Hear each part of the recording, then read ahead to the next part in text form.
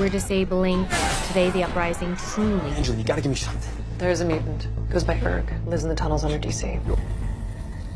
Clarice and Erg. The purifiers took him. Ready to go home? Assalamualaikum teman-teman, berjumpa lagi dengan aku Bang Ul.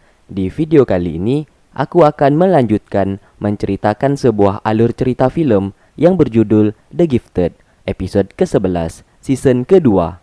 Oke, tanpa berbasa-basi lagi, kita langsung saja ke alur ceritanya. And welcome to Bang Ul Review.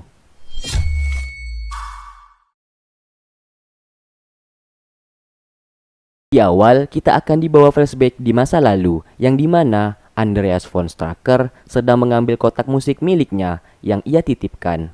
Ia mengatakan kotak musik itu peninggalan Andrea yang tak mungkin bisa ia jual. Namun, pemilik toko selalu menawar barang itu untuk dijual kepadanya. Namun Andreas dengan nada tinggi mengatakan ia tak akan menjualnya. Namun anehnya, setelah mengambil kotak musik tersebut, Andreas tiba-tiba malah membunuh pemilik toko tersebut hingga tewas.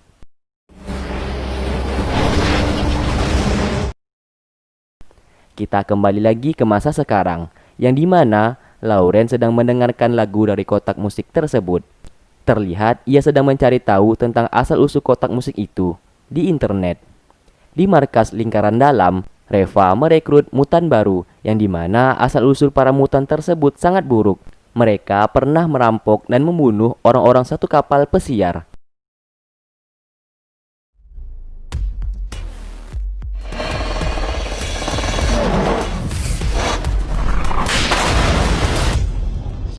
Namun, keras kepala mereka yang membuat Reva mengeluarkan kekuatannya, supaya mereka tahu kalau Reva adalah pemimpinnya dan mereka harus menuruti perintahnya.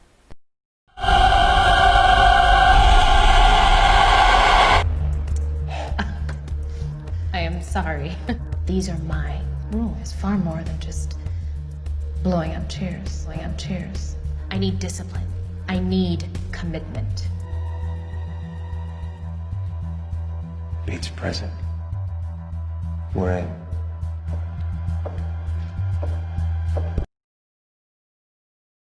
Lorna sangat tak setuju kalau Reva merekrut mutan tadi, karena baginya para mutan tadi adalah seorang kriminal. Tetapi Lorna tak bisa melawan perintah Reva, karena bagaimanapun juga Reva adalah pemimpin lingkaran dalam. Dan semua orang harus mendengarkan perintahnya.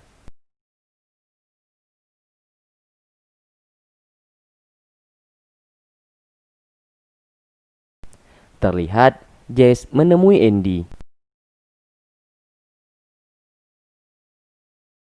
Dan Andy menawari Jess sebuah kesempatan, yaitu untuk memimpin kelompok pemurni untuk menangkap para mutan di luar sana, supaya semua orang tahu kalau pemurni adalah kelompok penyelamat.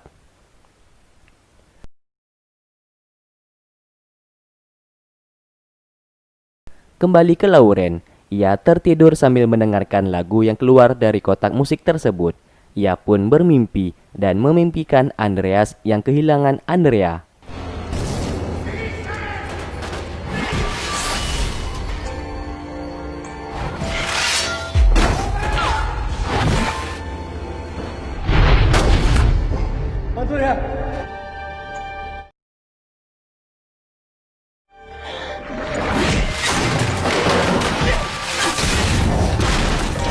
Tanpa ia sadar, kekuatannya keluar dengan sendirinya.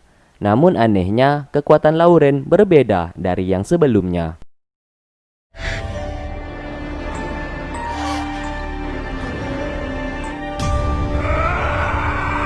Orang tuanya yang khawatir dengan segera membangunkannya. Singkat cerita, ia pun menceritakan mimpinya tersebut kepada orang tuanya. Namun tak lama kemudian, seseorang datang ke rumah mereka.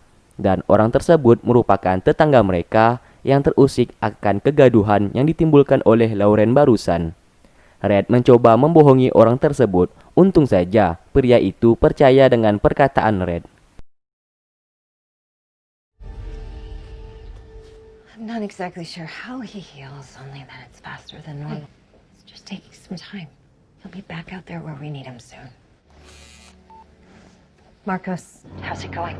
Fled for Canada. There's a couple of mutants left, but they got no combat powers and even less interest in fighting. Still got a few more stops. All right, be careful.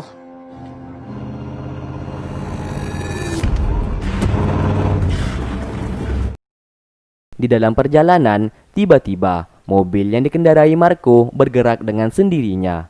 Dan ternyata itu ulahnya Lorna.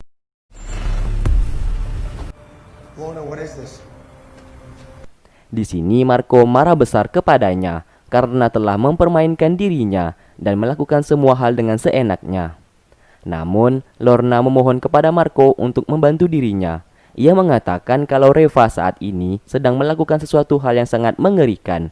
Ia mengatakan kalau Reva sudah merekrut mutan baru yang pernah menghancurkan kapal pesiar dan membunuh ribuan orang di dalamnya. Di sini Lorna sangat tak setuju dan tak sejalan lagi dengan Reva. Dan ia mau Marco serta yang lainnya segera menghentikan rencana Reva segera sebelum terlambat. I need to stop her. I can't do that by myself. I'm sorry. Sorry. How I treated you was wrong. But you helped me. You helped me, Marcos Diaz. You helped me because you weren't will die just because I suck at love. Setelah itu, Marco lalu menceritakan tentang semua rencana Reva kepada Claire. Ia membuat Claire sangat terkejut mendengarkan hal tersebut. Namun sekarang mereka belum bisa melakukan apapun, mengingat John masih terbaring sakit. Singkatnya, Jess beserta kelompok pemurni mendatangi sebuah rumah yang mereka curigai ada beberapa mutan di dalamnya. This is a safe space for homeless youth. You cannot just barge in here. A bunch of guys with guns. If you were cops with a warrant... Hey, it's a public place. The guns are licensed. We have every right to be here. Hey, you can't go up there. My stuff.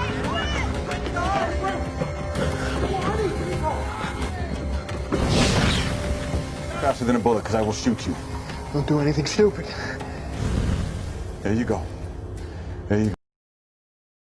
Akhirnya, Marco dan Claire pergi ke bawah tanah untuk menemui kelompok Morlock untuk mencari informasi yang mereka ketahui tentang kota ini. Di sisi lain, Lauren telah mengembangkan kekuatannya berkat kotak musik tersebut yang ia dengar. Namun tiba-tiba, polisi datang ke apartemen mereka. Police. You on the bedroom, I'll handle it. Palms and eyes to the ground. Just Hands and palms to the floor now. Slowly and carefully reach in your pocket and hand us... To escape. Lauren, be close to it. I need you to do whatever you can. I got an idea. Akhirnya, Lauren menggunakan kekuatannya untuk mengalihkan perhatian dari polisi tersebut. Untung saja, rencana tersebut berhasil.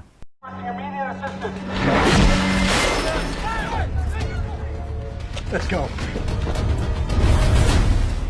Sedangkan Claire meminta bantuan kepada kelompok Morlock untuk membantunya melawan Reva, karena mereka kekurangan orang untuk berperang. Tetapi pria tersebut menolak permintaan Claire. Kembali lagi ke Jess. Di saat Jess menanyai beberapa pertanyaan ke mutan yang masih anak-anak itu, tiba-tiba terdengar bunyi tembakan. Saat ia cek, ternyata rekannya telah menembak seorang anak hingga tewas. Ia mengaku kalau ia tak sengaja menembaknya. Namun semuanya itu hanyalah bohong, dan Jess tahu kalau Ted sengaja membunuh mutan tersebut karena Ted membencinya. Di sini Ted seperti frustasi dan depresi yang membuatnya tidak bisa berpikir jernih.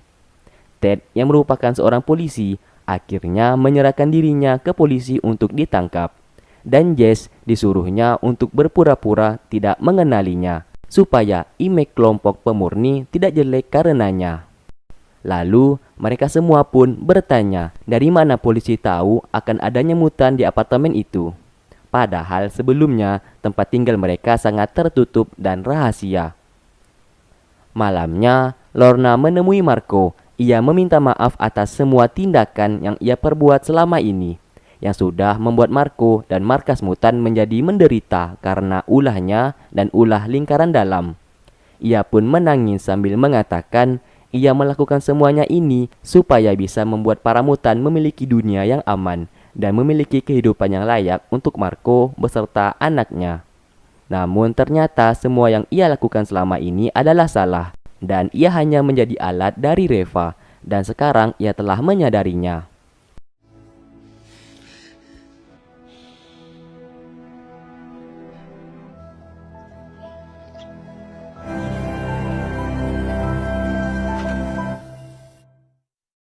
Singkatnya, John pun akhirnya sadar dari tidurnya. Namun hebatnya tubuh John membaik dengan cepat dari manusia normal.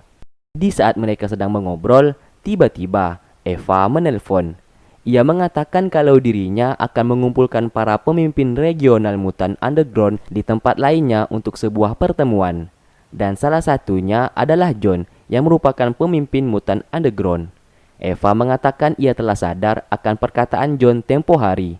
Sekarang ia tak akan membiarkan mutan underground menjadi runtuh. Sedikit info, mutan underground tersebar di banyak tempat dan salah satunya adalah John yang memimpin di salah satu wilayah yang kita ketahui sebagai markas mutan. Oke, lanjut. John lalu mengatakan kepada Claire kalau Eva akan mengumpulkan seluruh pemimpin mutan underground untuk bertarung. Di sisi lain, Lauren tak sengaja menemukan sebuah surat yang tersembunyi di kotak musik tersebut. Saat ia buka, ia melihat sebuah tulisan yang dimana pesan itu dari Andreas von Stracker. Schade, dass wir die ersehnte Zukunft nicht lassen wie euch. Ein Teil von mir und ein Teil meiner Schwester. Di sana juga terdapat potongan rambut milik Andreas dan Andrea. Kata-kata terakhir dari surat itu adalah, terserah dirimu apakah akan melanjutkan pertarungan atau tidak. Setelah itu, Lauren menemui tetangganya. Ia mengetahui kalau tetangganya itulah yang telah mengadukan ke polisi kalau di apartemen itu ada mutan. Di sini, Lauren tiba-tiba menjadi beringas dan brutal layaknya Andy. Ia pun mengancam pria tersebut agar membungkam mulutnya. Di tempat lain, Marco dan Lorna sedang mengintai Reva yang sedang bertemu dengan seseorang. Terlihat, Reva dan pria itu saling berdebat dan bertukar amplop. Faktanya, pria tersebut adalah Andy.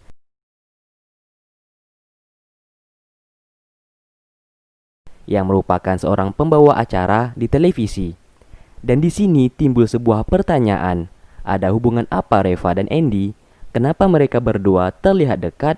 Yang seperti kita tahu, Andy sangat terobsesi menangkap mutan dan selalu menjelek-jelekan mutan di televisi. Tapi kenapa sekarang Reva dan Andy saling bertemu? Dan film pun selesai. Oke, terima kasih buat kalian yang sudah stay tune terus di channel ini dan menunggu video yang aku upload. Sampai berjumpa di video berikutnya. Wassalamualaikum warahmatullahi wabarakatuh.